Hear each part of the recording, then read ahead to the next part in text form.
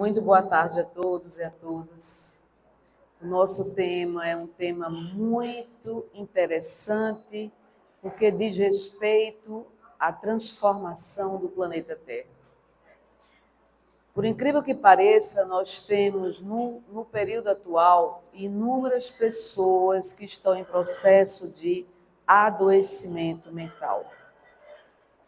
Cada vez mais estamos conectados para fora e desconectados por dentro. Nos perdemos da nossa essência espiritual.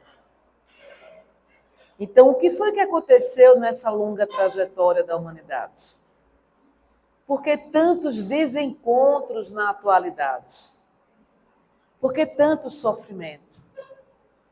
Até que ponto eu precisaria novamente me reencontrar com o Mestre Jesus, assim como Saulo, a caminho de Damasco, encontrou o Mestre Jesus? Então, o que nós fizemos da criança que existe dentro de nós? Muitas vezes essa criança ferida, essa criança que um dia idealizou um projeto de vida, um projeto de felicidade, o que essa criança falaria para a minha adulta hoje? Ela se orgulharia do adulto que eu me transformei? Foi isso que nós desejamos para nós? Então, essa conexão espiritual é a base fundamental do equilíbrio. A doutrina dos espíritos, ela vem nos ensinar a um processo de transformação íntima. Nunca precisamos tanto do Cristo como na atualidade. O mundo nos ensina lições completamente diferentes das que o Mestre Jesus nos ensinou. Então vamos lá. Tudo quanto, pois, quereis que os homens vos façam, assim fazei-o vós também a eles, porque esta é a lei e os profetas. Não faça ao próximo que não gostaria que o próximo lhe fizesse. Nesta sociedade altamente individualista, todos os nossos esforços canalizam para a satisfação das nossas necessidades imediatas, dos nossos desejos, nossas fantasias, mesmo que essa satisfação possa resultar em prejuízos a quem quer que seja. E Jesus vem ensinar o contrário. Não faça ao outro que não gostaria que o outro lhe fizesse. Faça ao próximo que você gostaria que o outro lhe fizesse. Então, isso é uma lição moral de respeito ao direito da outra pessoa existir.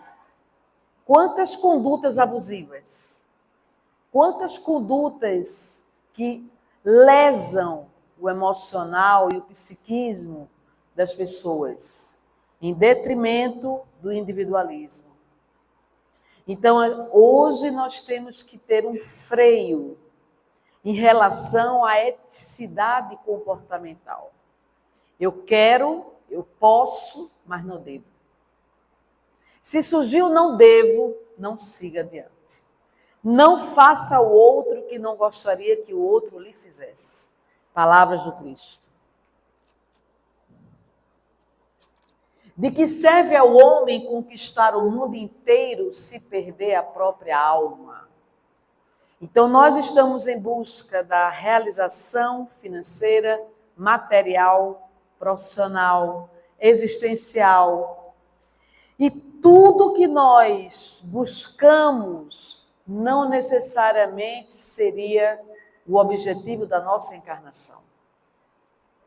Porque a realização profissional e a realização financeira e material é o meio para o meu progresso moral e intelectual. Então, quando eu tenho por meta de existência um apartamento de cobertura na Avenida Boa Viagem, aí está havendo uma distorção de valores. O apartamento de cobertura da Avenida Boa Viagem não vai me proporcionar o bem-estar, a paz consciencial que eu desejaria alcançar. As coisas materiais não podem se tornar a razão da existência. Então, de que adianta eu ganhar o mundo e perder a minha própria alma? Quando é que nós nos perdemos na vida? Quando nós nos deixamos seduzir pelas nossas paixões, por todas as nossas necessidades.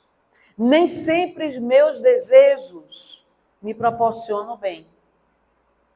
Eu posso ter o desejo de comer todos os dias uma fatia de bolo de chocolate. E ao longo de um período de satisfação desse desejo, posso me transformar numa pessoa diabética. Eu posso ter o desejo de consumir o álcool diariamente. E ao satisfazer o desejo do álcool, posso me tornar uma alcoólatra.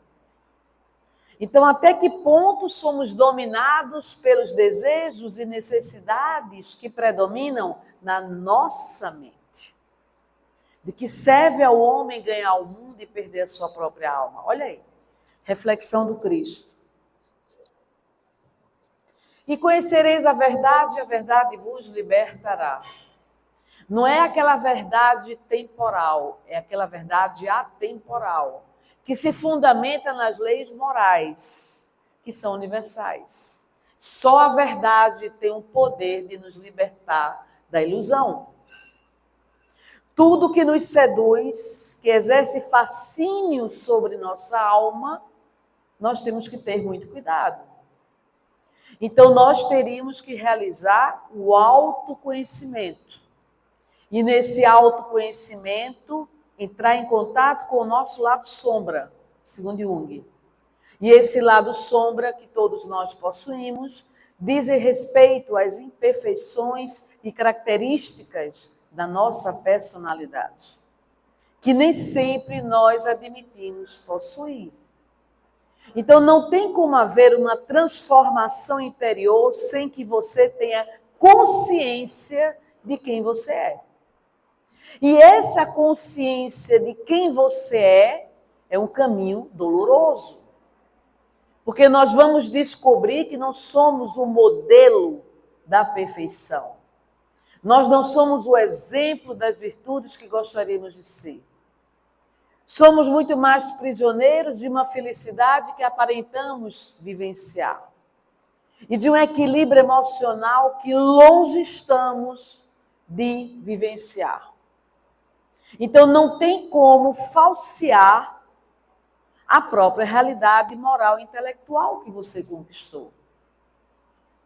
Mais adiante, o Mestre Jesus nos diz: vinde a mim todos vós que estáis fatigados, cansados e oprimidos, que eu vos aliviarei. Quem de nós não tem cansaço existencial? Quem de nós não é portador de dores morais? E muitas vezes traumas existenciais. O que é um trauma? Uma ferida emocional que não cicatrizou. Nós poderemos acumular ao longo da vida memórias traumáticas. E essas memórias traumáticas são altamente dolorosas enquanto você não as enfrentar. Então, o trauma é alteração do funcionamento da mente, é uma ferida emocional que está lá dentro de você. E você precisa admitir a existência dessa ferida emocional. O Mestre Jesus nos trouxe ensinamentos sublimes. Reuniu todas as lições dos profetas em amar a Deus sobre todas as coisas e ao próximo como a si mesmo. Em nenhum momento ele nos disse: ame ao próximo mais do que a si próprio. Porque se eu amo o outro mais do que a mim mesma, eu sou capaz de cometer desatinos em nome desse amor. E posso também me perder pelo próprio amor que eu dedico em demasia ao outro. Então, para que eu possa aprender a amar alguém em profundidade, em primeiríssimo lugar, eu preciso me amar. E esse auto-amor significa autoaceitação. Até que ponto eu estou me aceitando como eu sou? Com um conjunto de virtudes e imperfeições que me são características. Até que ponto os meus diálogos mentais não são diálogos contra mim? Porque eu me julgo, me culpabilizo, me critico, me condeno por erros que eu cometi. Muitas vezes erros que estão lá no passado, mas que eu não aprendi a me perdoar. Então, a autoaceitação é um processo interno profundo. Eu não tenho que ser melhor do que ninguém, mais bonita do que ninguém, mais perfeita do que ninguém. Eu tenho que ocupar o meu espaço no universo. Esse espaço cabe a mim ocupar. Se eu sou uma criação divina e Deus me ama profundamente, incondicionalmente, por que é que eu não aprendi a me amar? Por que eu me perdi ao longo do caminho?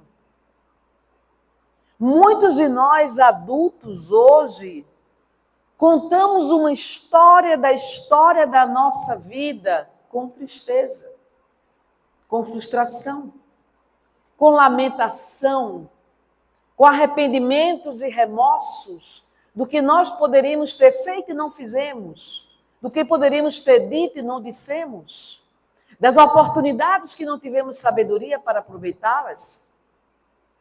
Então, hoje, talvez eu esteja vivenciando um adoecimento mental por absoluto processo de não aceitação do meu passado. E minha mente agora se tornou prisioneira de um passado que não volta mais. Enquanto meu pensamento se volta para o passado, no excesso do passado, eu agora me tornei depressiva.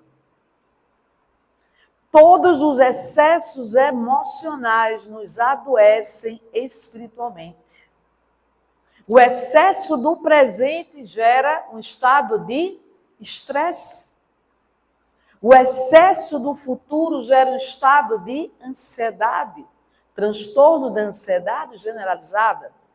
Nós estamos falando agora de transtornos mentais. Então, nós somos movidos por afetos, mais do que tenhamos condições de admitir. Nós necessitamos ser amados e necessitamos amar. Mas o medo de amar profundamente alguém ou outras pessoas nos interdita a experiência única de transformação existencial, que é o amor. Então, se não for pelo amor, será pela dor.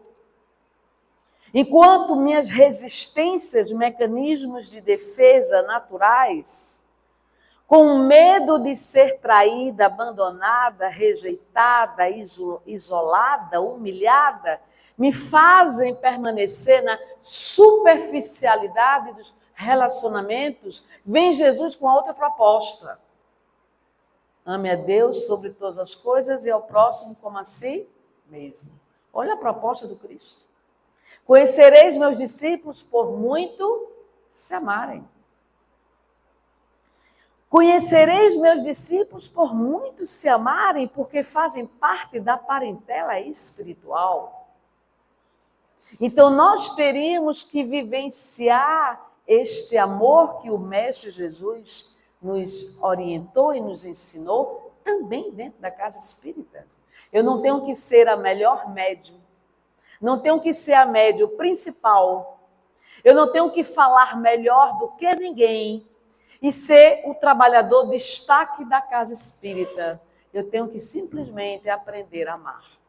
E pelo amor, nós temos o poder de impactar vidas.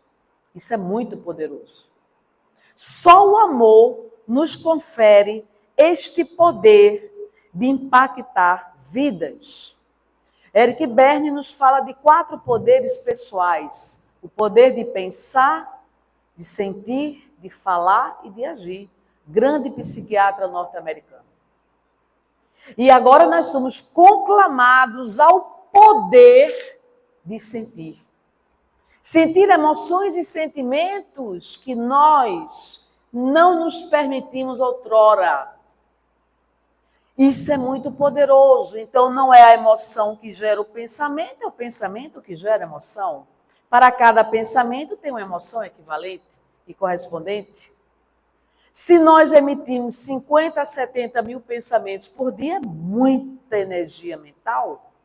E o que é que nós estamos fazendo com nossa energia mental? Quantos pensamentos são de uma frequência vibracional elevada?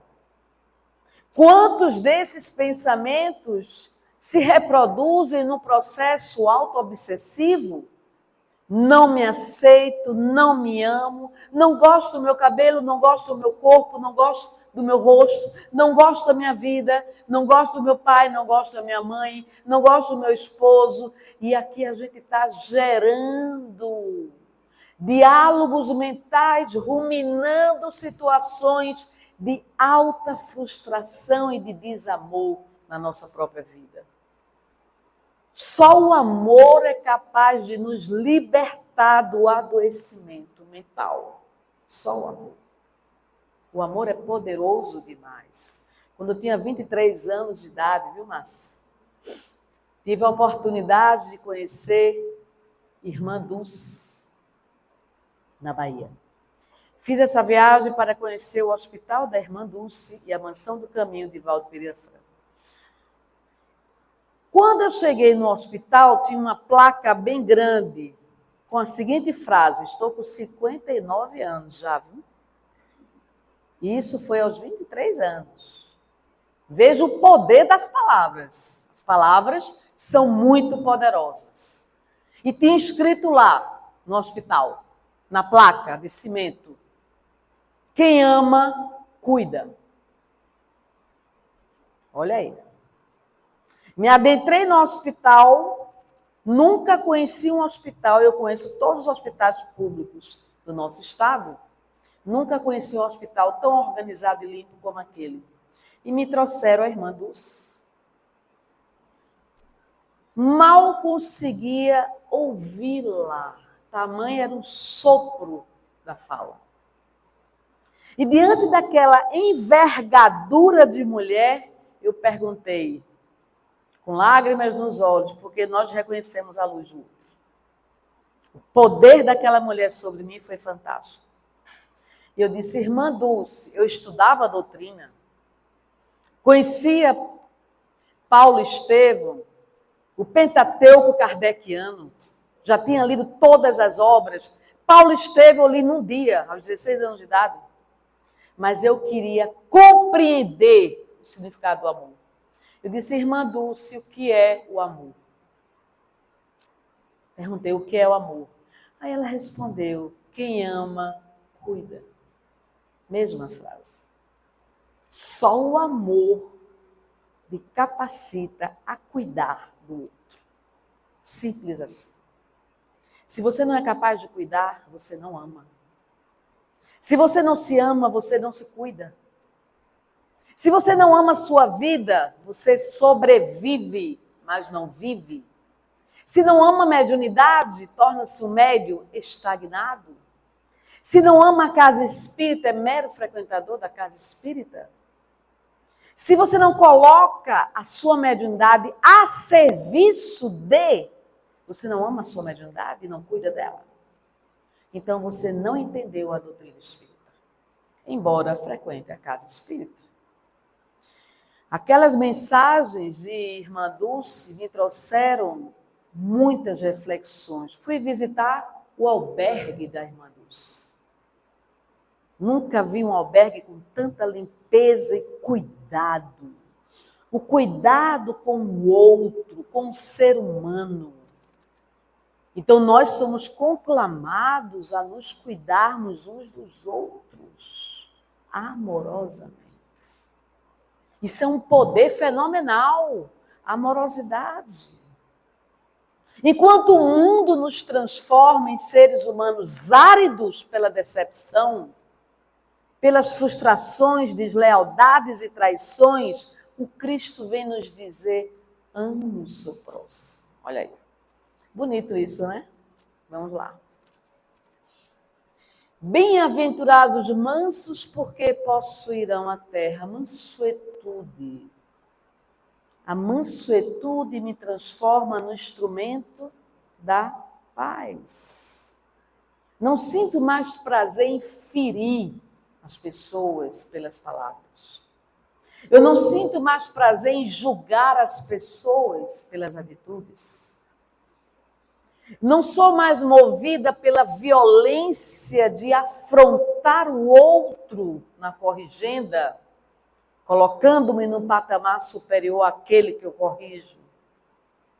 E eu compreendo que a filha dileta da caridade se chama indulgência. Então, na indulgência, não comento mal sobre ninguém.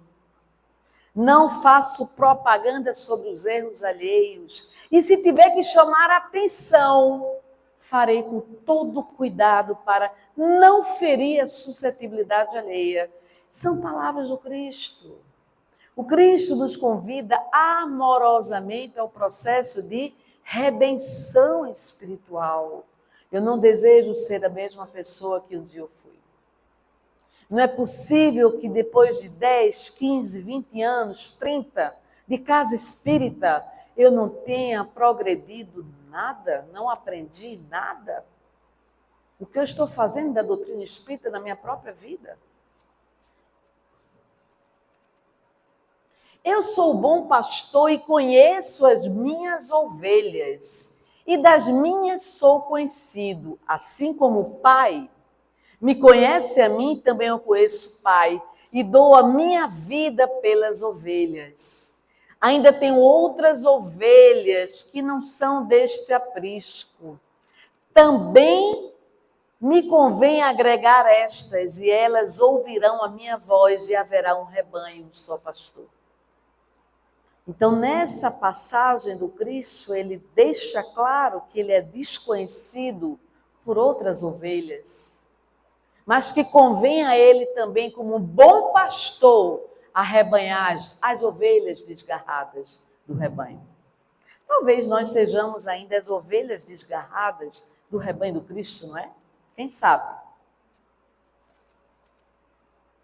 Se me amais, guardai os meus mandamentos, eu rogarei ao Pai, e ele vos dará outro Consolador, para que fique convosco para sempre o Espírito da verdade, que o mundo não pode receber. Porque não vê, não conhece, mas vós o conheceis, porque habita convosco e estará em vós. E nessa passagem do Cristo, agora ele nos coloca a perspectiva da esperança na vida futura, dizendo que enviaria o Espírito de verdade, olha aí. E que esse Espírito da verdade seria o Consolador prometido. Palavras atemporais do Cristo, há mais de 2000 anos ele nos prometeu isso.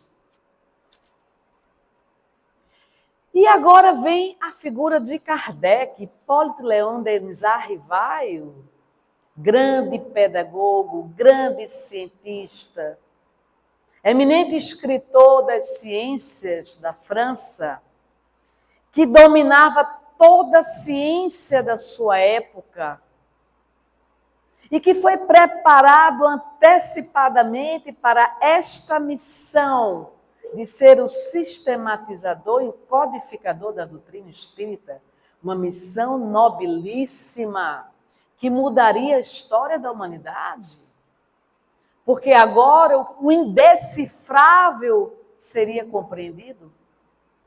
Ele traria o mundo espiritual para melhor compreensão por parte do mundo material e nos mostraria o que era o mundo espiritual. Então, Kardec recebeu a primeira revelação da sua missão em 30 de 4 de 1856, lá na casa do senhor Rostam. Então, lhe foi revelado nesta data a sua missão espiritual. 12 de junho de 1856, por intermédio de uma senhora chamada Aline, o Espírito de Verdade fala para Kardec sobre a sua missão espiritual. Então, Kardec não compreendia como poderia desempenhar uma missão tão ampla como aquela. E aí o Espírito de Verdade diz a Kardec: não esqueças que podes triunfar como podes falir. Olha aí. Neste último caso, outro te substituiria, porquanto os desígnios de Deus não assentam na cabeça de um homem. Caso ele falhasse, outro substituiria o próprio Kardec. E aí, Hipólito Leão Denis Arrivaio veio a saber, através do espírito Zéfiro, que ele havia vivido na Gália e que, na época, ele tinha sido um sacerdote do povo celta com o nome de Allan Kardec. Então, ele passou a adotar essa nomenclatura e passou a se chamar Allan Kardec, para se diferenciar de toda a trajetória profissional que ele havia perseguido até então. Então, ele publica, imagine naquela época, com a publicação do Livro dos Espíritos, ele recebia mensagens de diversos médiuns, diversos locais do mundo. Então, à luz de vela, ele teve um imenso trabalho do caráter universal da doutrina dos Espíritos, comparando conteúdos de uma mensagem com outras mensagens. E aí ele publica o primeiro livro, que é o Livro dos Espíritos, em 1857. Se nós nos dizemos espíritas, estudiosos da doutrina espírita, temos o dever de estudar o Pentateuco kardeciano, os 5 livros básicos. O segundo livro, que é o Livro dos Médiuns, em 1861, seguido pelo Evangelho segundo o Espiritismo, 1864, posteriormente o Céu e o Inferno, 1865, a Gênese, 1868, a Revista Espírita, e pós-morte, obras póstumas. Vejam, em pouco tempo, a amplitude do conhecimento científico-filosófico de Kardec, que possibilitou ele sistematizar essa maravilhosa doutrina dos espíritos. Só um homem de ciência teria essa envergadura. Ele precisaria ter todo esse arcabouço científico, filosófico. E aí vem a pergunta 914 do Livro dos Espíritos. Estando o egoísmo fundado no interesse pessoal, parece difícil extirpá-lo inteiramente do coração do homem.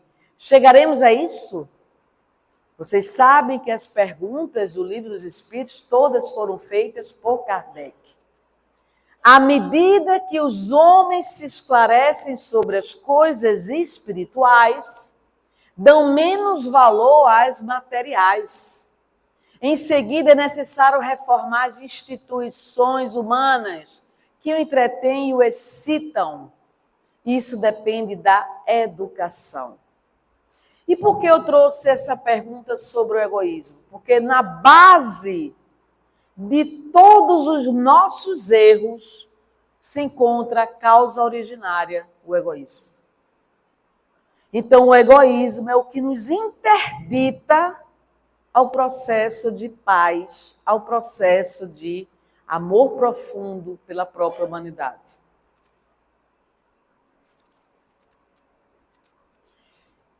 Chico Xavier, no livro O Consolador, página 147, vem nos trazer esclarecimentos através do conceito de provas, expiações.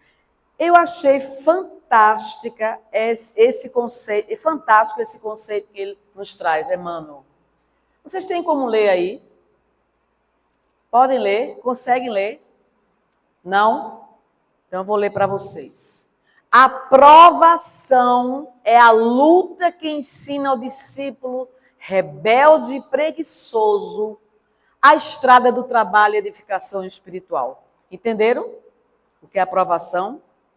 A provação é a luta que ensina o discípulo rebelde e preguiçoso a estrada do trabalho e da edificação espiritual. Agora vamos ver o que Emmanuel nos esclarece sobre expiação. A expiação é a pena imposta ao malfeitor que comete um crime. Nós ainda estamos no plano de provas e expiações. Então, o Espírito Emmanuel classifica todos aqueles que estão encarnados no plano de provas e expiações como discípulos rebeldes, preguiçosos e malfeitores que cometeram um crime. Somos nós. Estão observando que os espíritos não alisam? Por que é que nós temos mais momentos de sofrimentos do que felicidade? Porque o egoísmo predomina. O egoísmo predominando deriva dele o individualismo, deriva dele o interesse pessoal, deriva dele o desejo de maltratar, deriva dele o desejo de praticar crimes e violências, deriva dele o desejo de cometer abusos emocionais contra o próximo. Então, o egoísmo é a causa originária dos nossos sofrimentos, é isso que os espíritos nos falam. Questão 798. O espiritismo se tornará crença geral ou continuará sendo professado apenas por algumas pessoas? Olha aí. E uma coisa interessante, eu fiz uma pós-graduação em neurociências o ano passado, pela PUC Rio Grande do Sul, e encontrei no conteúdo dos professores conceitos que estudamos na doutrina espírita, no mundo acadêmico. A ciência está se espiritualizando. Haverá um tempo em que não haverá mais divisões entre ciência e religião. Cada vez mais se fala sobre os princípios espirituais no mundo acadêmico. Então, o que Kardec pergunta aqui? O espiritismo se tornará crença geral? Ou será apenas uma crença professada por algumas pessoas? Olha aí o que respondem os espíritos. Certamente se tornará crença geral e marcará uma nova era na história da humanidade, porque está na natureza que chegou o tempo em que ocupará lugar entre os conhecimentos humanos. Então, o que nos aparenta estar fora do eixo, tudo está dentro do programado. E o interessante é que ou nós nos espiritualizamos enquanto é tempo, ou perderemos o bonde. O bonde está lá na frente, eu já perdi muito tempo lá atrás. Eu preciso pegar esse bonde. E esta encarnação nossa pode fazer a nossa diferença. E no futuro próximo poderemos não mais voltar a reencarnar nesse planeta, a depender do proveito da atual encarnação. O Espiritismo é a ciência nova que vem revelar ao homem, por meio de provas, a existência e natureza do mundo espiritual. Quem diz que só existe médium na casa espírita? Quem disse que os espíritos só se apresentam aos médiuns da casa espírita? Os espíritos se apresentam onde há permissão. Isso pode acontecer nos hospitais psiquiátricos, nas clínicas psiquiátricas, no mundo acadêmico, no mundo da ciência e no nosso cotidiano. Então, os espíritos interferem na nossa vida mais do que nós supomos. E nós não temos consciência disso.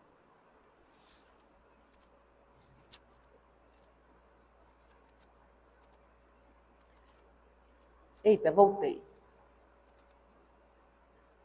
A Caminho da Luz, Emmanuel, na página 213, nos fala: o Espiritismo, na sua missão de consolador, é o amparo do mundo neste século de declives da sua história. Só ele pode, na sua feição de cristianismo redivivo, salvar as religiões, que se apagam entre os choques da força e ambição, egoísmo e domínio, apontando ao homem seus verdadeiros caminhos. Então, o Espiritismo não se contrapõe a nenhuma religião.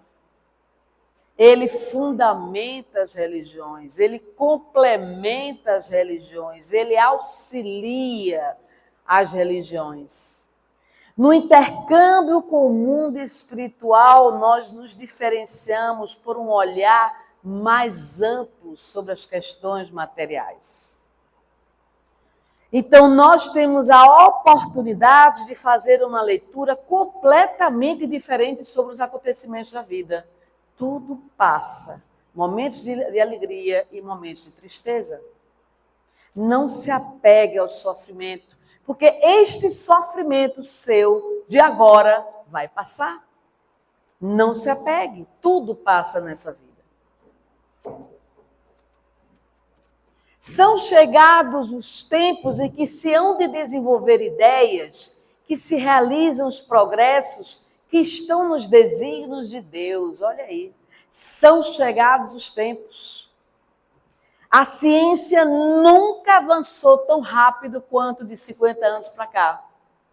Quem aqui alcançou a fase daqueles celulares que eram um tijolo, não é? Antes era caríssimo você ter uma linha telefônica própria. E hoje nós estamos interligados, conectados a nível planetário. O que acontece na China, estou sabendo, ao vivo, agora, no mesmo momento. Então, novas descobertas para novas doenças, para antigas doenças, avanços fenomenais no mundo da ciência. A própria transformação vibracional do planeta Terra já está se alterando. Quem tem mediunidade ostensiva sente a sutileza da transformação fluídica deste planeta. Parece-nos que estamos mais cansados, sobrecarregados, exauridos. Sentimos um excesso de preocupações, de angústias indecifráveis. E não precisa ter uma mediunidade mais ostensiva para sentir a mudança vibracional do planeta Terra. Nunca reencarnaram crianças tão inteligentes, com QI superior à média geral como na atualidade. Novas fronteiras estão sendo devassadas. E nós somos conclamados à espiritualização da nossa essência. A viver o processo de espiritualização no mundo material. Só o conhecimento nos daria as condições para que nós pudéssemos decifrar as leis universais do universo. E a doutrina dos Espíritos nos trouxe esse conhecimento. Quando nós estamos em reuniões de desobsessões, entramos em contato com os Espíritos, nós percebemos que morrer é fácil, desencarnar não. Durante a pandemia, o nosso centro só fechou durante 6 meses. Nós recebemos centenas de espíritos desencarnados, vítimas de Covid. Existiam elementos em comum a esses espíritos: despreparo para o desencarne, desespero por não terem organizado a vida financeira e material dos familiares, uma saudade imensa porque não tiveram a oportunidade da despedida, de dar um último adeus, e sentindo os reflexos que trouxeram a nível perispiritual da doença do próprio Covid. Teve espírito que eu recebi que mal conseguia falar. Estava totalmente dilacerado no aparelho respiratório, na traqueia, necessitando do fluido animalizado do médium para poderem seguir para um hospital no mundo espiritual. Então veja que foi destinado àquele centro um pronto-socorro emergencial a centenas de espíritos vitimados pela Covid. Como outros grupos mediúnicos foram dadas outras atribuições. E ainda nos foi dito, mantenham-se em vigilância durante a pandemia, para que vocês sejam médiuns hospedeiros durante a semana, em suas casas, auxiliando o trabalho fenomenal de sobrecarga das equipes espirituais. Então, eu sou médium não só na vigilância e na vigília, mas eu sou médium quando também desdobramento saio durante o sono e sou levada para atrair determinados espíritos que serão recambiados para o grupo mediúnico. Só a doutrina espírita poderia nos proporcionar conhecimentos tão profundos.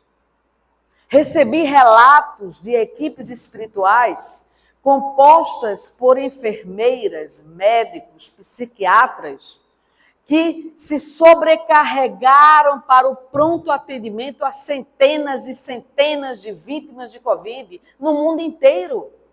Que trabalho fenomenal! E eles nos conclamavam, orem, nos ajudem. O trabalho da equipe de médiuns da Casa Espírita se desdobra durante o sono, nos auxiliando pela doação do fluido animalizado do médium para atender esses espíritos que precisam ser atendidos. Então, o contato de um espírito recém-desencarnado por Covid junto ao fluido animalizado do médium era como se fosse uma sobrecarga de energia que ele precisaria para ser recambiado para o mundo espiritual, nos hospitais do mundo espiritual. Não dá para o médium desconhecer sobre essas realidades que existem no mundo espiritual. Então, nós temos que nos especializar na mediunidade. Médium, qualquer um é. Médium a serviço do Cristo, nem todos nós o somos. É preciso doação do fluido animalizado. É preciso educação mediúnica para o médium estar a serviço das entidades necessitadas de paz. Disciplina no falar, disciplina no pensar, disciplina no sentir, disciplina no agir. Disciplina, em outras palavras, é a palavra-chave. A revolução que se apresta é antes moral do que material. Olha aí. Muitos de nós achamos que para a transição planetária finalizar e se transformar no plano de regeneração, o mundo será acicatado por tsunamis, furacões e todo tipo de cataclisma. Não necessariamente. Os Espíritos vêm nos dizer o seguinte, é que a revolução é antes moral do que material. Não dá para seguir o Cristo e permanecer a mesma pessoa. Não dá para me dizer espírita sem haver a transformação interior. Então, o poder do conhecimento abalando as velhas estruturas de crenças, visão de mundo materialista que predominava antes da nossa vida. Então, como Saulo a caminho de Damasco, que diante da visão do Cristo, ele ficou inebriado por aquela luz ofuscante do Cristo. E Jesus, dizendo para ele, Saulo, Saulo, por que me persegues? Seria o momento agora de dizer a cada um de nós, por que tu me persegues? Ainda continuas maltratando o teu próximo? Prejudicando o teu próximo? E mais adiante nos diz, os grandes espíritos mensageiros divinos sopram a fé, para que todos vós, obreiros esclarecidos e ardorosos, façais ouvir a vossa voz humilde, porquanto sois o grão de areia. Mas sem grãos de areia não existiriam as montanhas. Então, nós podemos fazer a diferença na vida do outro. Quando é que eu posso impactar positivamente alguém? Pela minha amizade, lealdade, sinceridade, verdade, amorosidade, indulgência, misericórdia, pelo meu olhar amoroso sobre a outra pessoa. Tem momentos que nós não desejamos que o outro fale nada, apenas nos escute.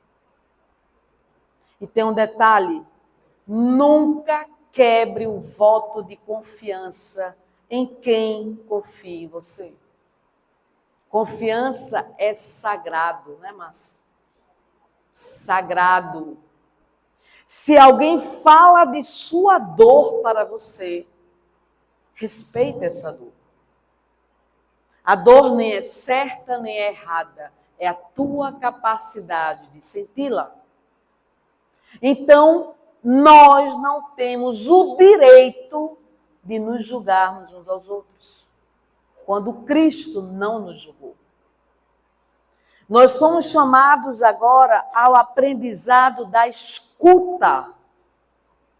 Para que eu possa escutar alguém, eu tenho que ter atenção plena a essa pessoa. Eu não posso escutar você sem olhar nos seus olhos, sem doar o meu tempo a você, sem entender as tuas razões, do teu ponto de vista, não no meu ponto de vista. Por isso que não é fácil o ato da comunicação.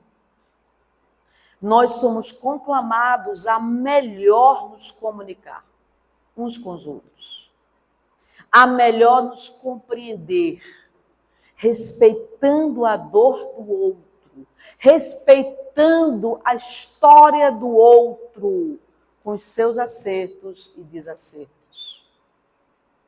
Um olhar amoroso a gente não esquece. São tão raros os momentos de amorosidade de um ser humano por outro ser humano, que hoje se fala de gentileza gera gentileza.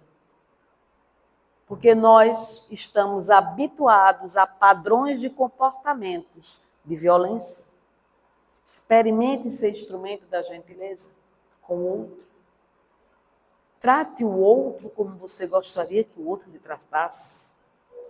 Então, sem essa transformação comportamental, voltaremos a reincidir nos erros das nossas relações. E, sinceramente, eu não desejo mais fracassar.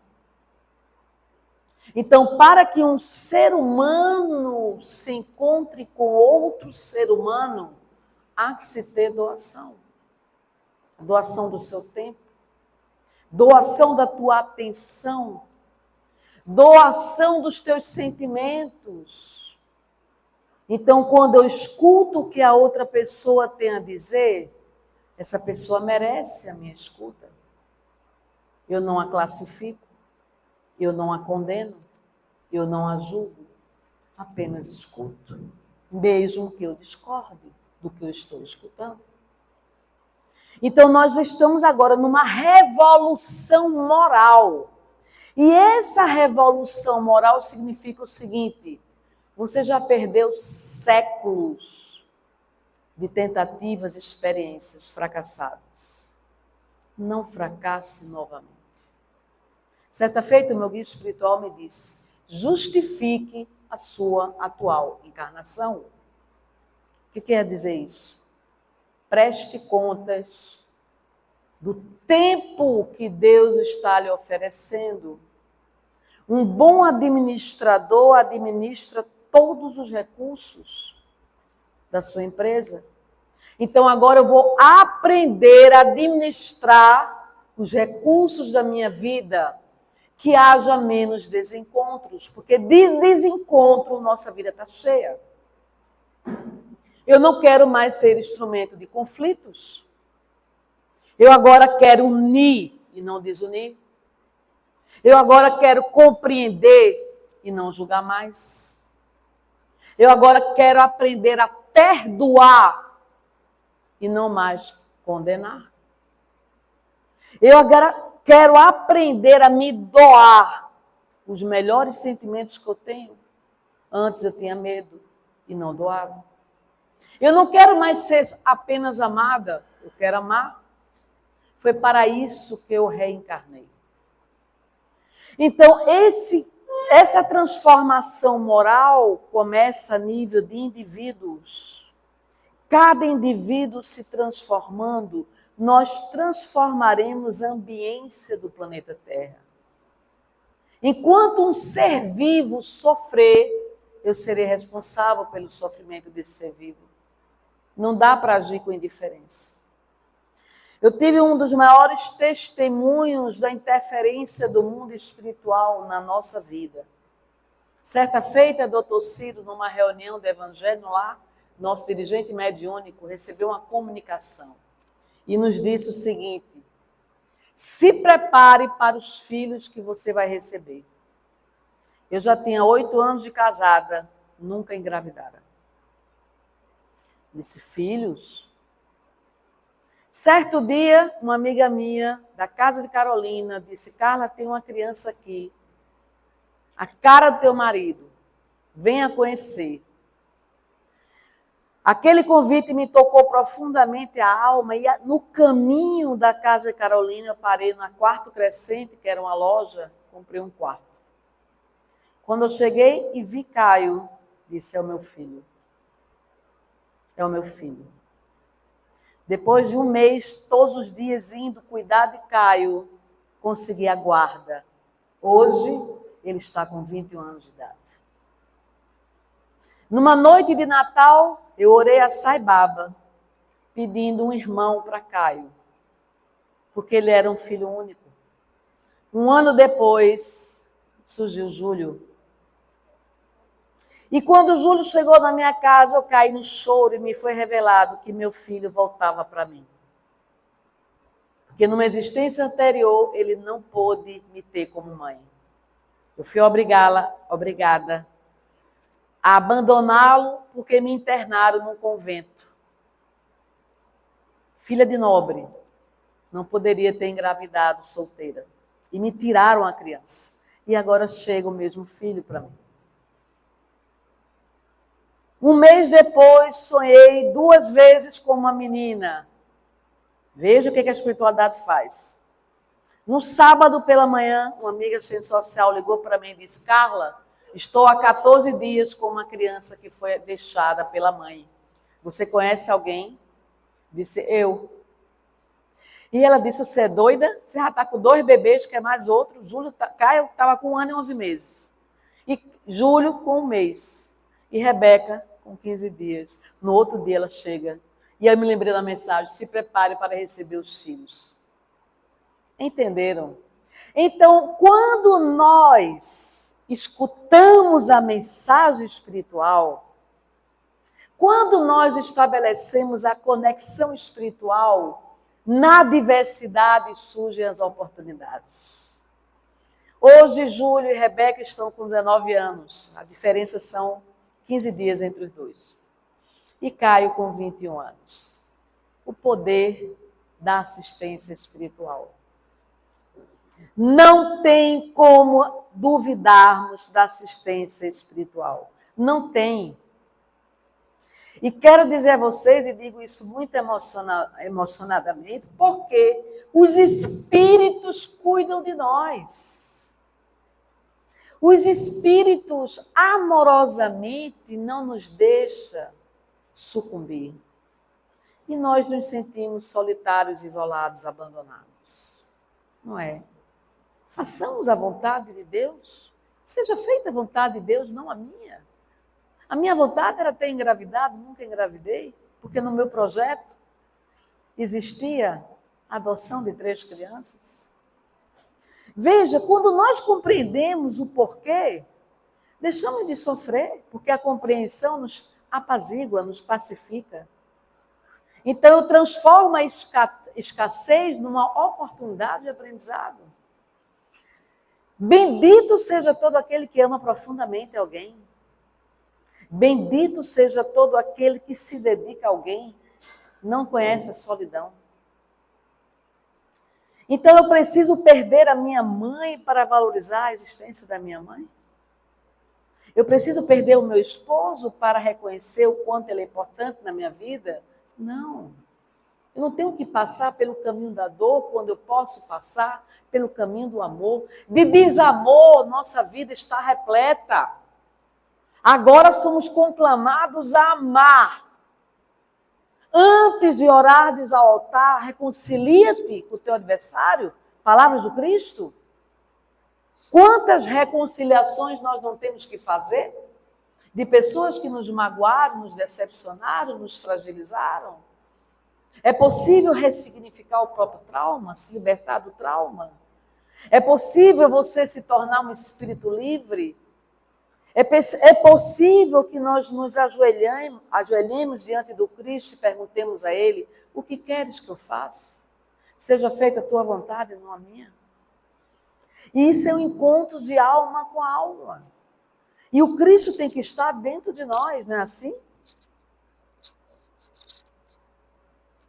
Para que na terra sejam felizes os homens, precisa que somente o povoem espíritos bons, encarnados e desencarnados, que somente ao bem se dediquem. Havendo chegado o tempo, grande emigração se verifica dos que habitam. Olha aí, emigração.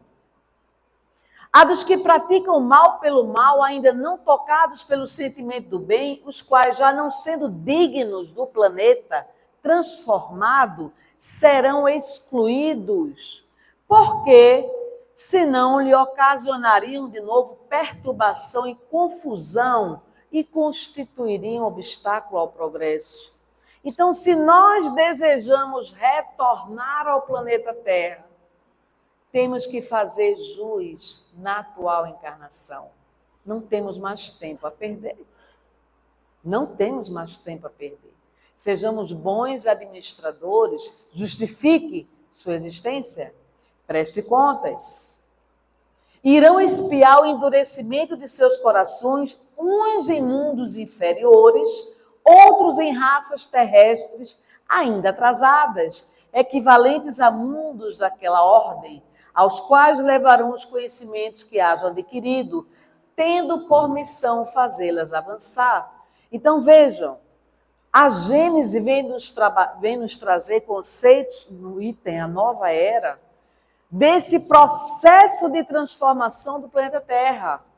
Muitos serão expurgados, muitos não mais retornarão ao planeta Terra. E se virem a retornar, terão que se modificar. Então há todo um movimento de transformação moral. A palavra de ordem agora é respeito ao próximo. Sejamos bons seres humanos, bons cidadãos, boa filha, bom esposo, bom pai, boa mãe, bom irmão, boa amiga, boa trabalhadora, bom trabalhador da casa espírita. Eu quero construir uma nova base dentro de mim, totalmente diferente de outrora. Não cabe mais espaço na nossa mente para ruminações mentais de desamor, desafeto, ressentimentos, mágoas e sentimentos que nos adoecem. Não cabe mais isso. Baixa frequência vibracional. Então agora, no cenário mental, eu tenho o poder de admirar a beleza, o amor, agregar, unir, fazer com que minha vida seja ressignificada com propósitos, um novo sentido de vida. Certa feita, um gatinho de rua deu um novo sentido a uma pessoa de rua. Ela estava drogada, prestes a se suicidar. O gatinho salvou aquela pessoa que vivia nas ruas. Veja a mão de Deus utilizando um animal para tocar uma alma humana. Então nós temos agora que ampliar a nossa compreensão de amor. Eu vou cuidar da minha ambiência espiritual, do meu lar, do meu esposo, do meu filho, da minha querida mãe, da minha avó, da minha tia, dos amigos, das pessoas que passam pelo meu caminho, porque o reino de Deus está dentro de mim. Isso significa que nós merecemos vivenciar o reinado de Jesus. Então somos conclamados a uma nova era. E essa nova era é a era da redenção espiritual e da paz. Senhor, me ajuda a não mais agir com violência. Que minha palavra não fira mais o outro. Que minha palavra não seja pior do que uma navalha. Que eu tenha um olhar de inclusão e não de exclusão. Então, o que nós gostaríamos de passar para vocês na tarde de hoje é a esperança consoladora do porvir.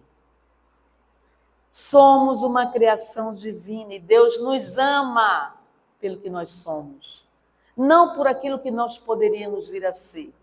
Nós somos uma criação divina. Então, que façamos a nossa parte. Não desista de você. Eu não desisto de mim.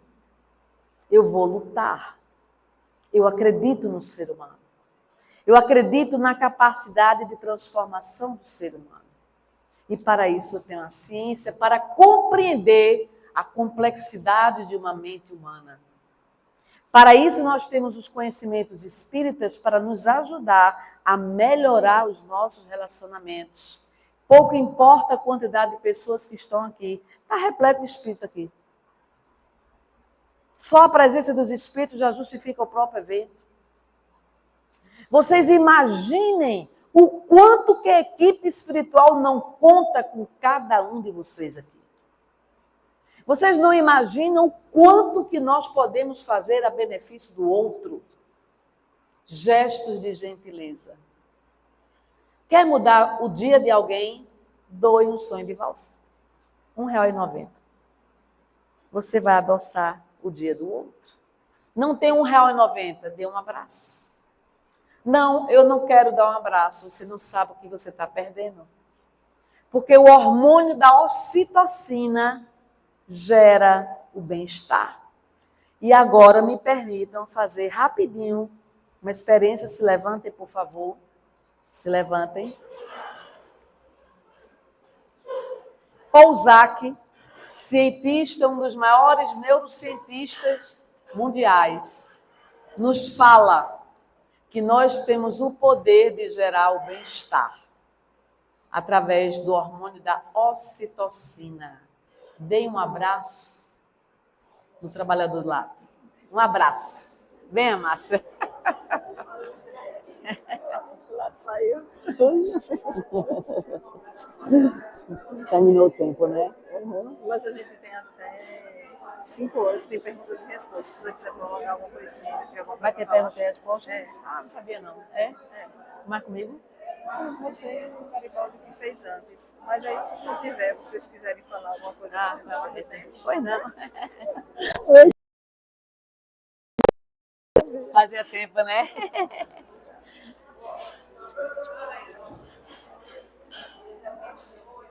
Oi, querida, obrigada.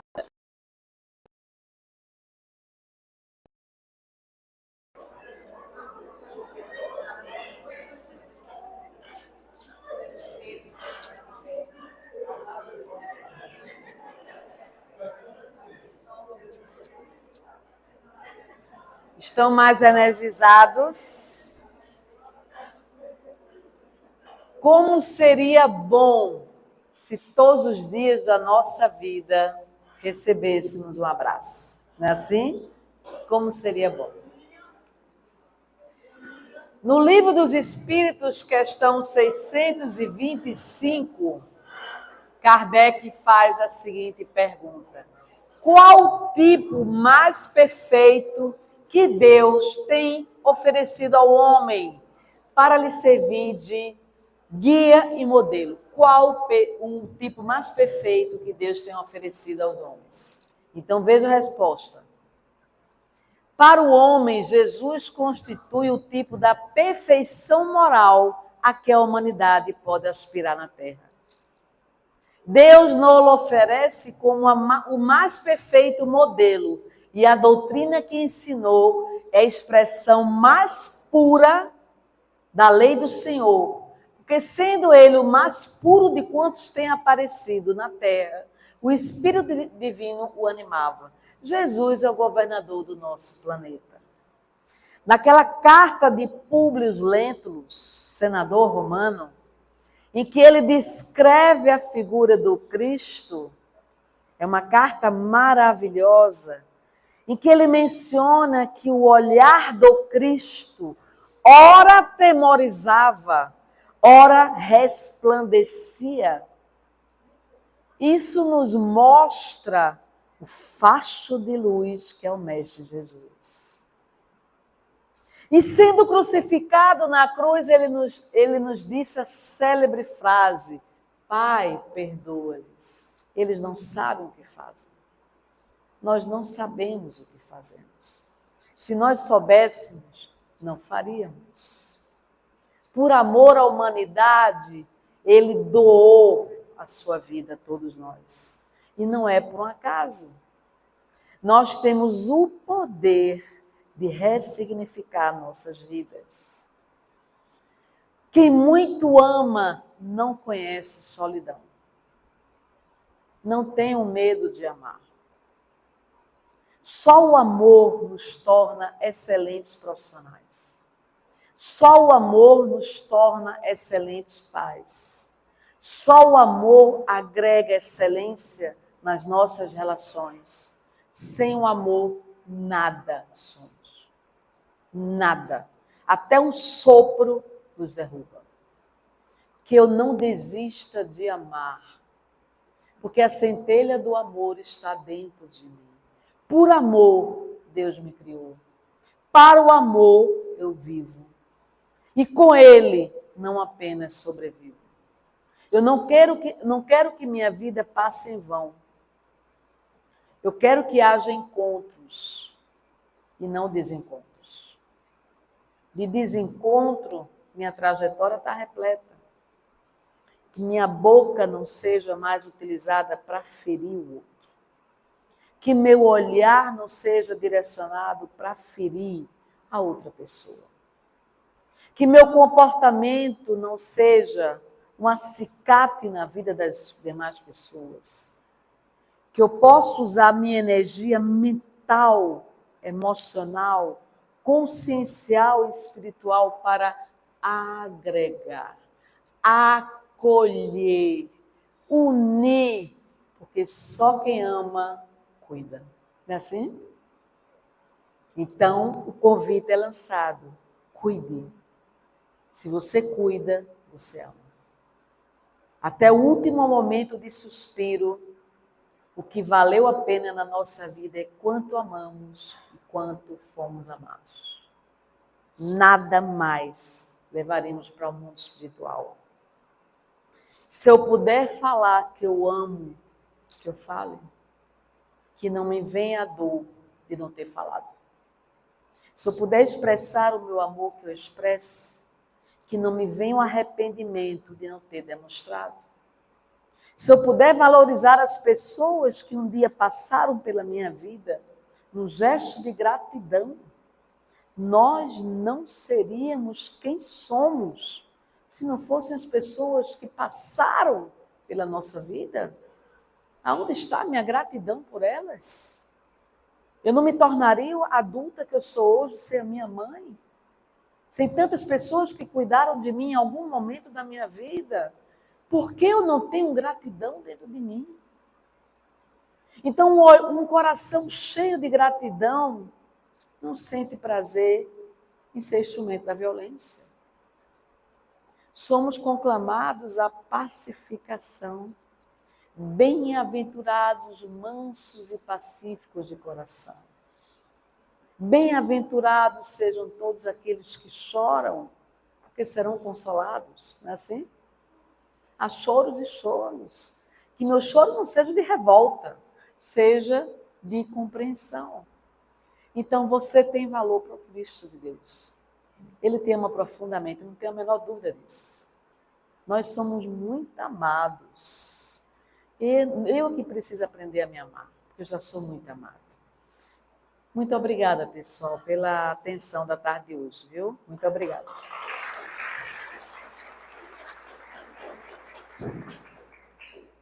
Vamos às perguntas. Eu tenho uma pergunta para fazer, depois eu passo para a amiga. Faça a sua primeira, por gentileza. Carla, boa tarde. Depois da sua palestra, a gente se sente muito, não abalada no sentido ruim da palavra, mas você desestrutura a gente. E aí a minha pergunta vai para a parte mais prática da coisa. Você fez uma atividade com a gente aqui de abraçar, e isso faz com que a ocitocina seja liberada. Mas eu queria para aqueles momentos de estresse, onde a gente não pode agir, a gente geralmente engole aquele sapo, né? E aí faz parte do seu dia a dia. Você falou que trabalha com isso. Para que você passe para a gente um exercício prático, para que a gente consiga, no nosso dia a dia, trazer para a praticidade o que você passou aqui para todo mundo, para que a gente consiga, no nosso momento de estresse, tentar trazer aqueles ensinamentos todos do Evangelho, da doutrina espírita, para um momento que a gente precise e uma atividade prática, alguma coisa que não seja um abraço, que a gente, às vezes, no trânsito, a gente não pode abraçar ninguém, né?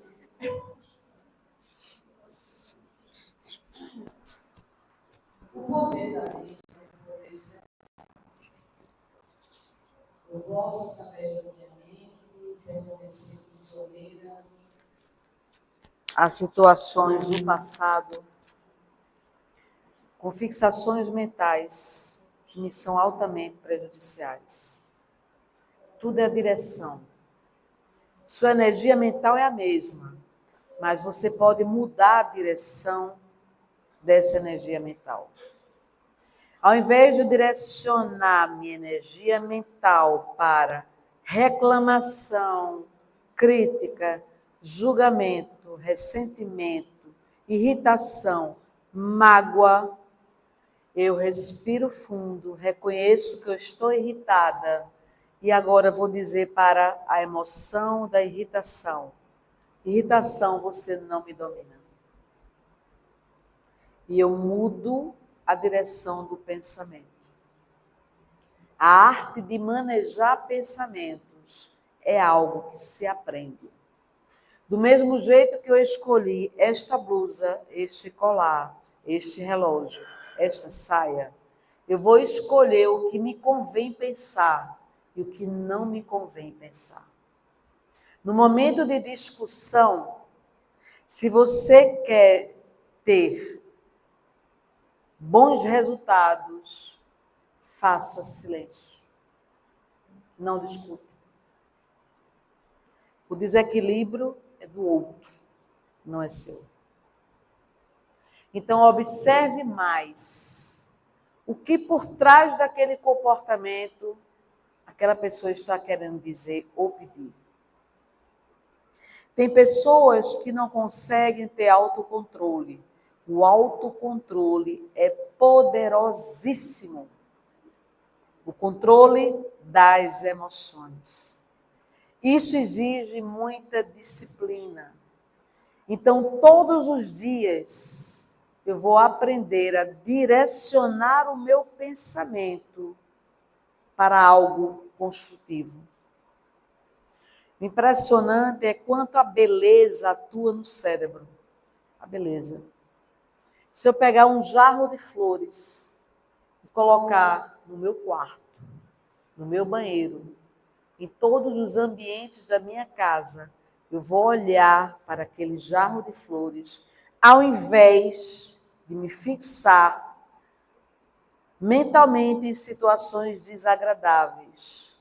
Então agora eu reconheço que eu estou com raiva e agora eu vou aprender a agir e não reagir com a emoção básica que é a raiva.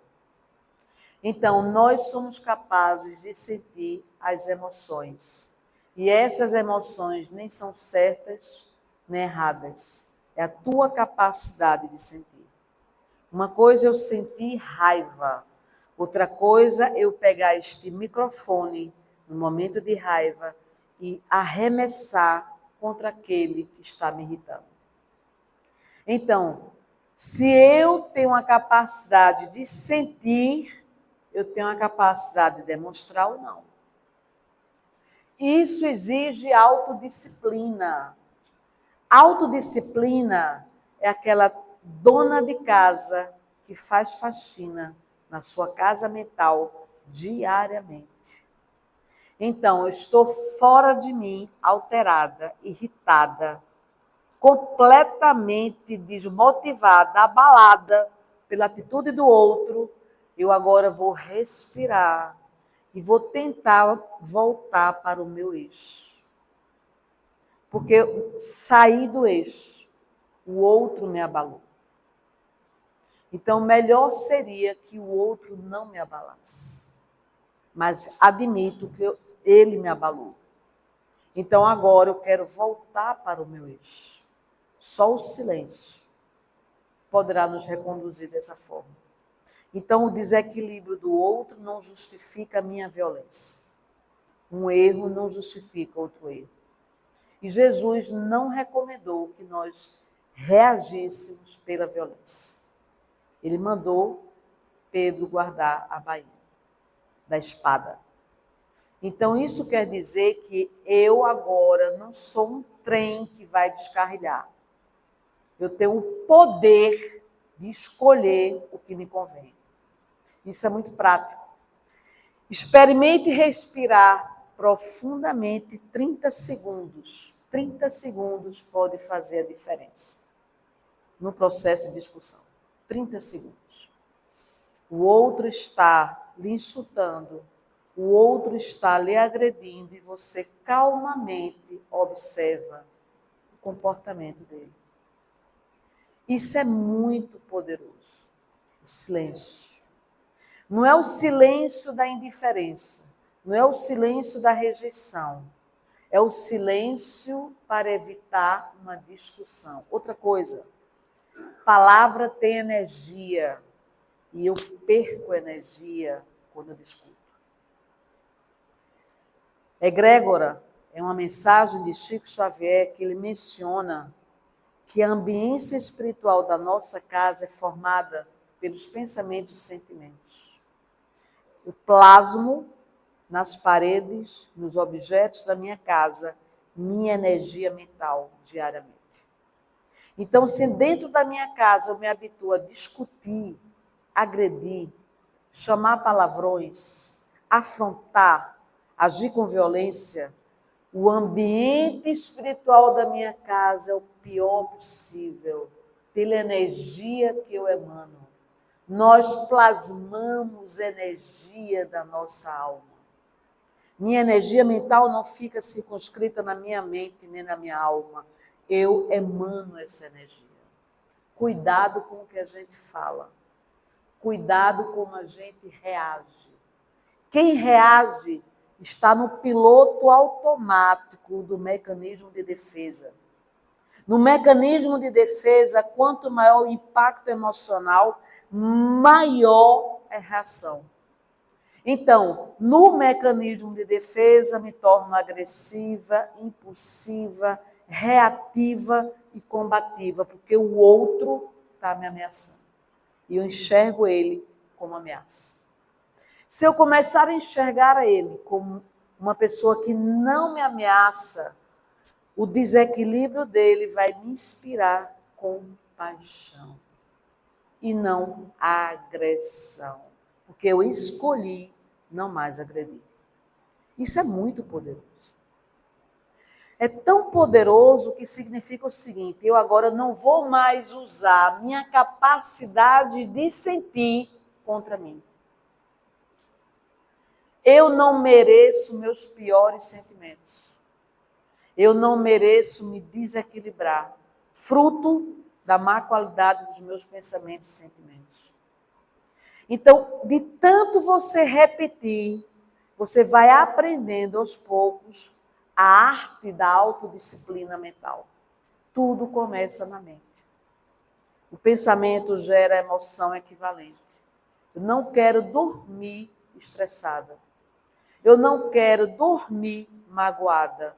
Eu não quero dormir com raiva. Raiva, eu deixo fluir. Deixa sair de você essa emoção básica. Não se apegue à mágoa. Não se apegue às pessoas no sentido de controlar. Quanto maior a necessidade de gerenciar e controlar atitudes alheias, mais você vai sofrer. Eu não tenho controle sobre as pessoas. Eu não controlo comportamentos alheios. No máximo, eu controlo a forma como eu vou reagir ou agir diante dos acontecimentos. Somos mais emoção do que razão. E é pela emoção que nós erramos. Quanto maior o impacto da emoção, maior probabilidade do erro. Porque uma mente emocional tenderá a ser reativa, combativa e agressiva. Então agora eu preciso usar o mecanismo da razão para fazer a leitura das minhas emoções e melhor administrá-las. Isso é uma arte. Só exercitando. Agora, o poder do silêncio é fenomenal, ok? Pronto. Você falou em algumas versões sobre esse estado vibracional. Para esse estado vibracional que você falou, você também fala, por exemplo, do que Platão falava na República, que na República ele falava que, inclusive, que a gente teria que ter muito cuidado com a música que a gente escuta na República, porque ela interferiria diretamente no nosso estado vibracional, Sim, porque música é sim. vibração pura, etc. Sim. E bem como você falou da egrégora do lar e tal, agora, inclusive, você ressaltou, na verdade. Então, você faria essa correlação, por exemplo? Sim. Nós estamos mergulhados no plasma universal. Nossas palavras, nossos pensamentos, nossos sentimentos, nossos comportamentos emitem frequências vibracionais. Hawkins foi um psiquiatra norte-americano que estudou por 30 anos frequência vibracional das emoções. Então, ele estudou utilizando a ciência para analisar o poder de você controlar suas emoções na escala Hawkins. Então, de 0 a 1000, ele utilizou várias experiências científicas para chegar à seguinte conclusão: a frequência vibracional do planeta Terra não passa de 200 Hz. Baixa frequência vibracional. E o que é que puxa para baixo? Medo, insegurança, angústia, aflição, excessos de pensamentos, angústias existenciais, tudo que rouba a nossa energia mental. Então, nós podemos mudar nossa frequência vibracional. Isso a ciência explica. Eu posso ter amanhecido hoje meia depressiva e conseguir dormir alegre e feliz. Porque eu identifiquei a baixa frequência vibracional da tristeza, da mágoa, da frustração. E eu modifiquei a direção do pensamento, me beneficiando a mim mesma. Então Jesus dizia: tua fé te curou. O poder de você utilizar a tua energia mental para a tua cura interior. Deepak Chopra nos fala que nós somos a única raça biológica do planeta Terra capazes de alterar o DNA a partir do pensamento. Então, o meu pensamento tem o poder de me curar ou de me enfermar. Através do meu pensamento, eu tenho condições de impactar positivamente o meu corpo físico ou de adoecê-lo. Então, neste percentual de pensamentos que nós emitimos diariamente, qual a qualidade dos pensamentos que nós emitimos? Então, uma boa dona de casa tira as teias de aranha, faz faxina e deixa tudo limpo e harmonizado. E por que eu estou acumulando pensamentos negativos? Por que minha mente está se tornando tóxica? Por que eu me permito a relacionamentos abusivos? Por que me tornei dependente emocionalmente de outras pessoas? Então, este alto poder da cura emocional e espiritual está em nós. Isso quer dizer que agora eu vou utilizar minha energia mental a meu favor e não contra mim. Então, quando nós estudamos os fluidos, nós estamos mergulhados nos fluidos universais. O meu poder mental pode impactar outras pessoas positivamente ou negativamente, tanto que existe a obsessão de encarnado para encarnado. Fixação mental. Fixação mental é baixa frequência vibracional. Então, agora eu estou fixada mentalmente naquela pessoa. E essa fixação mental está roubando minha energia mental. Nossa energia mental não é infinita, ela é finita. Então, cuidado como você utiliza sua energia mental. Pare de ruminar. E o que é ruminação?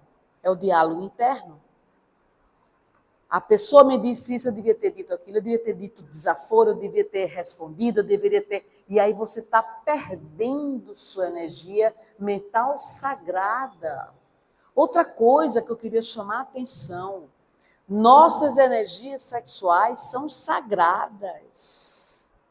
Não permita que teu templo, que é teu corpo material, banalize, desperdice essas energias sexuais de uma forma irresponsável.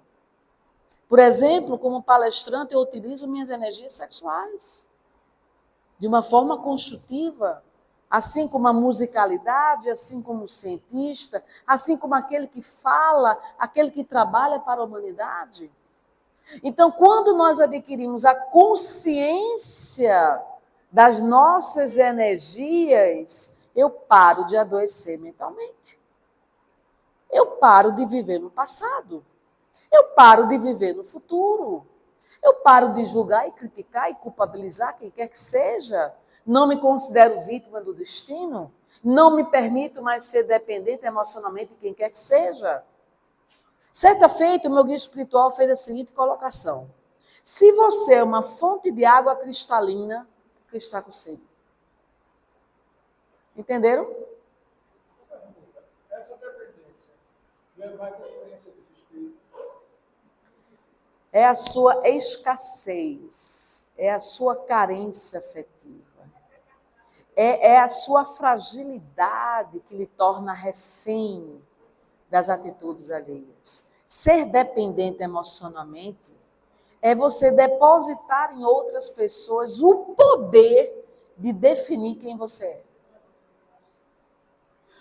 O poder de definir quem sou eu é meu. Então, veja, na dependência afetiva, eu dependo de você para me fazer feliz. Sem você, eu não existo. Sem você, eu não sou feliz. Sem você, eu não vivo. Isso não é amor, isso é apego. Porque o amor liberta, o apego aprisiona. Então, eu sou apegada a você e não permito que você seja quem você é. Eu estou acompanhando um caso agora, verídico, de uma pessoa que está se relacionando com bipolar. Bipolar é transtorno de personalidade. Você não espera de um bipolar que não tenha o comportamento da bipolaridade. Você não espera de um esquizofrênico que não tenha o comportamento da esquizofrenia. Então, essa oscilação de humor do bipolar faz com que agora ele diga que ama você, daqui a 10 minutos diz, vou me separar. É típico da bipolaridade. A vida dela está uma gangorra emocional. Ela liga para mim, eu acho que no mínimo 4 vezes por dia. E é incrível o que ele é capaz de fazer. Mas por quê? O cérebro do bipolar não é da mesma estrutura de uma pessoa que não tem transtorno de personalidade. Então, você não pode esperar de um bipolar um comportamento diferente da bipolaridade. Então, o que acontece conosco? Nós não conhecemos e não dominamos a ciência da personalidade. Porque é uma ciência muito complexa, muito profunda. Os transtornos mentais adoecem o ser humano. E nós, espíritas, teremos que estudar os transtornos mentais. Porque as pessoas chegarão nas casas espíritas portadoras de transtorno mental. Então, eu posso ter insônia, que é um transtorno mental, eu posso ter depressão, eu posso ter ansiedade, síndrome de pânico, transtorno obsessivo-compulsivo, TDAH, transtorno déficit de atenção. A lista é grande. Nós sabemos lidar com pessoas com transtornos mentais? Não dá para você ficar no atendimento à população sem estudar esses temas. Nem tudo é espiritismo e nem tudo é espírita. Nem tudo diz respeito a processo obsessivo. Muitas das nossas questões são nossas. Uma mente escassa, ela vibraciona na escassez. Uma mente traumatizada emana trauma. Um ser humano que não acredita no ser humano está lesado emocionalmente. E aí, o que a doutrina espírita pode fazer? Muito. Nós temos que estudar, porque nós vamos atender essa população. Agora, na pandemia, eu atendi um caso de uma menina, de uma moça, que ela era suicida. E ela disse a mim, eu estou destruída. Tentei pular da ponte no centro da cidade. Pelo amor de Deus, me ajude. Era uma questão dela. Hoje ela está muito bem. Mas até ficar muito bem, alguém tinha que acolher. Porque tem momentos que uma pessoa com transtorno mental não se administra. Não consegue mais se administrar. E tem que ter uma terapia. Não é? Ela precisa buscar recurso fora, porque ela não tem o recurso, mas ela vai aprender. A doutrina espírita é maravilhosa. Olha, a terapia que é utilizada na casa espírita, nenhum outro local utiliza.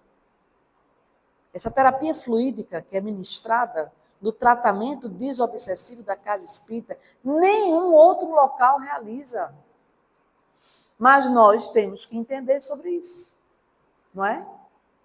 O impacto de um passe junto a alguém com transtorno mental é fenomenal.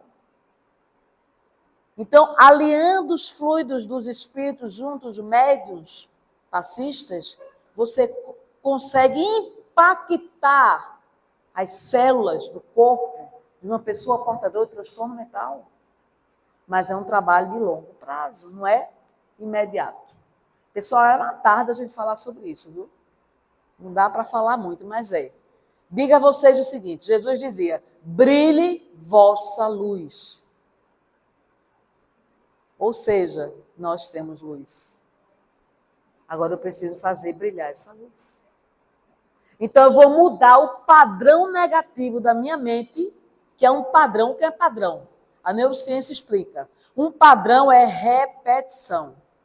Você, para ter um padrão instalado no inconsciente, você repetiu a mesma atitude várias e várias vezes na sua vida. Uma vez internalizado no inconsciente para desinstalar um padrão, você precisa ter outro padrão. Não mais um padrão negativo, mas agora um padrão positivo. Então, eu sou habituada a reclamar. Vou mudar a reclamação. E agora eu vou adquirir um novo padrão. Gratidão, agradecer, aplaudir, elogiar, homenagear, ser uma pessoa agradável. Mudança de padrão. Mudança de frequência vibracional. Experimente agradecer por uma semana. Agradeça pelo pai, pela mãe, pela casa, pela comida, por tudo que você tem. E você vai ver a mudança em uma semana na sua vida. Gratidão. Gratidão. Ok? Boa tarde, pessoal. Eu queria perguntar à doutora se esse padrão poderia vir de outras encarnações. Só isso. Sim, nós somos hoje o resultado de uma trajetória vivenciada. Acumulamos inúmeras experiências. Embora nos foi facultado o esquecimento temporário, tudo está registrado na nossa essência.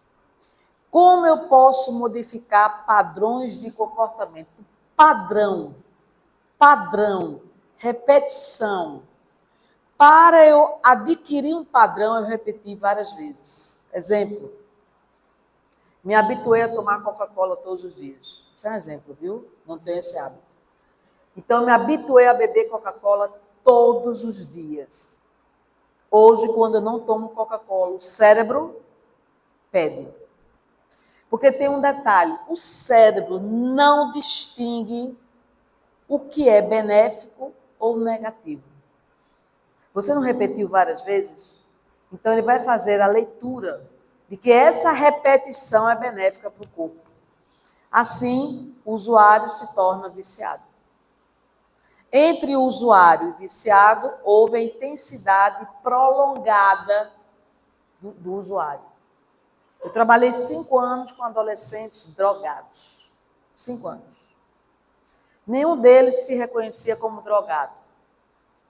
Porém, na síndrome da abstinência, o cérebro reage pedindo a droga. Então, nós temos que ter cuidado com os nossos padrões de comportamento. Eu posso ter adquirido um padrão de comportamento da maledicência. Claro, fruto de uma trajetória, de uma escolha. E aí já passa a palavra. E aí eu aprendi a falar mal das pessoas. É o famoso rádio corredor, dentro das organizações.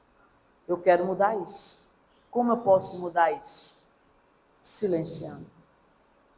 E aí vai vir o padrão no inconsciente. O estímulo, o gatilho, para você continuar o padrão. Não é fácil desinstalar um padrão internalizado no inconsciente. E aí é possível você desinstalar. Essa mudança, ela é profunda. E essa profundidade da mudança passa pelo nível da consciência da necessidade de mudar. Se eu não tenho consciência, vou reproduzir a vida inteira o mesmo padrão comportamental.